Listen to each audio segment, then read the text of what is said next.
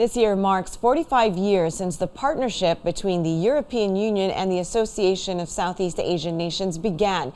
How important is this partnership for the two regions? Joining us now live via Zoom from Jakarta, Indonesia is His Excellency Igor Driesmans. He is the EU ambassador to ASEAN. Good morning, Ambassador. Thank you for joining us. Happy to be here, and good morning to you. Sir, the EU and the ASEAN relations have grown into a strong, multifaceted, and comprehensive strategic partnership over the years. What does it mean for both regions, and what are the advantages of having this kind of partnership? Well, for us, this partnership is very important. We are, I think, in both our regions, anchors of stability. We're anchors of multilateralism.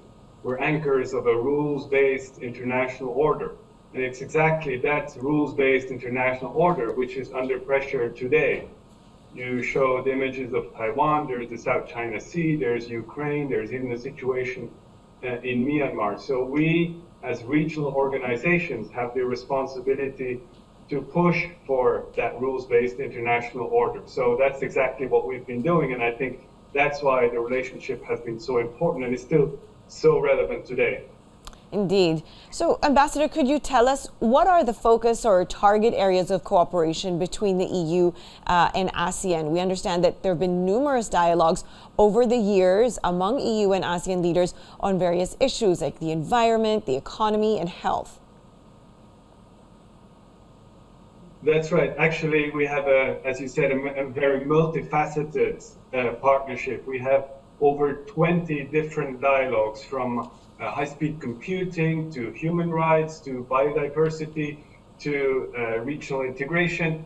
So I think within that very comprehensive partnership, there's maybe three areas that stand out. One is how to make the world greener, how to make it more sustainable. We work together on renewable energy. We work together on biodiversity, as I said, a very important area also in the Philippines. So how to make our world, both our regions and the world, more sustainable. That's number one.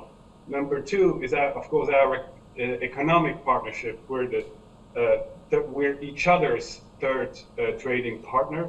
We have a very important stake in the economic prosperity of ASEAN and vice versa.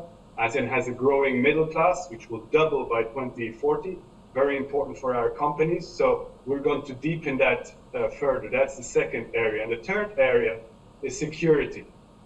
We have a very important stake here in the security of Southeast Asia. Just look at the South China Sea. 40% of our maritime trade passes through the South China Sea. So we have a stake for it to be secure, for it to be according to international law. And that's the kind of partnership that we've been building over the years. And again, that's why it's so important. Now, Ambassador, in particular for us here in the Philippines, what are some of the most pressing problems that leaders need to focus on, and how is the EU planning to help address these problems? Sure. I mean, the Philippines has a very important role these days, because the Philippines is the country coordinator for the European Union. So it's actually my daily interlocutor, it's our daily interlocutor as the European Union. So just last week we were in Cambodia for the ASEAN foreign ministers meetings. We had very intense debates. We adopted a plan of action for the next 5 years. And within those many areas, I think regional security is something that we and the Philippines have considered both as a priority for the years to come. And there's one major event I'd like to mention here, and that is at the end of the year, we will be welcoming all of the ASEAN leaders to Brussels for a summit to celebrate this anniversary of EU-ASEAN partnership. Those 45 years of partnership is going to be a historic summit, and we also, of course, expect the Philippine president to attend, and he'll be very welcome in Brussels. All right. Now, you may have heard in our reports a few minutes ago, Ambassador, that the pandemic is still, very much raging here in the Philippines. How is the EU planning to help the Philippines in pandemic recovery? Sure. I mean, our our answer to the pandemic, both in the Philippines and in the region, has been comprehensive. First of all, of course, there is the continued need for vaccines.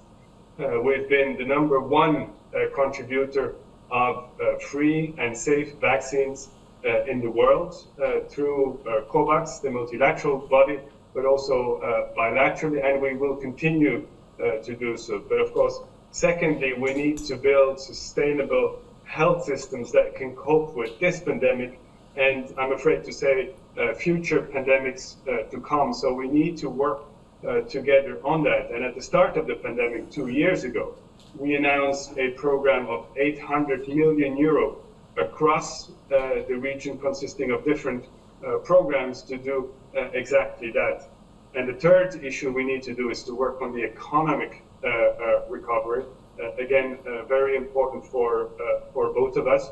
And here, one thing I'd like to mention is a very important agreement that we concluded between the European Union and ASEAN. It's called the Comprehensive Air Transport Agreement. It's the first agreement of this kind, which we concluded last year and which we hope to sign in the coming weeks. And it's going to be good news for our consumers. It's going to be good news for the airline companies who have been suffering so much during the pandemic. And of course, it's going to be good news for economic recovery.